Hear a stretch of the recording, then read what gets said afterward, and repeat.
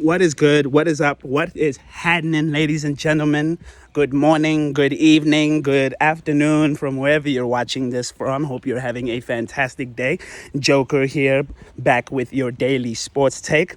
And obviously, the biggest story out there is the Trae Young trade. Guys, before we get into it, please go ahead and like, comment, subscribe. Let anybody who wants to know about this kind of content and comments and have their own opinion about this content know about what we're doing. But outside of that, let's get into it, okay? So earlier I had seen on NBA on ESPN, shout out ESPN, that Atlanta is working to trade Trae Young, who has a $49 million player option in the offseason that would make him an expiring contract or opt out, leave, and give Hawks significant cap space, right?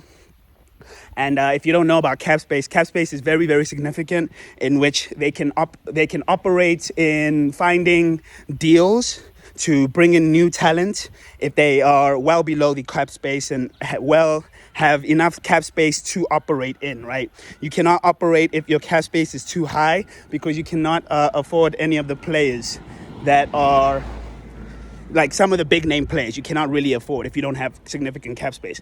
But on top of that, then all of a sudden, the Atlanta Hawks trade, Trade Trae Young to the Washington Wizards for CJ McCollum and Corey Kispert. Now, I don't know who the fuck Corey Kispert is. I don't know who that is. Hey, no disrespect to you, Corey. You know what I'm saying? I know you're doing your thing. I know you balling. It's hard to get in the NBA. You understand what I'm saying? So I know you're doing your thing. So shout out to Corey Kispert. But something that I found interesting was Washington was Trae Young's first pick. Washington. You mean the franchise is just happy to be here, not really trying to win? What does that say about Trae Young?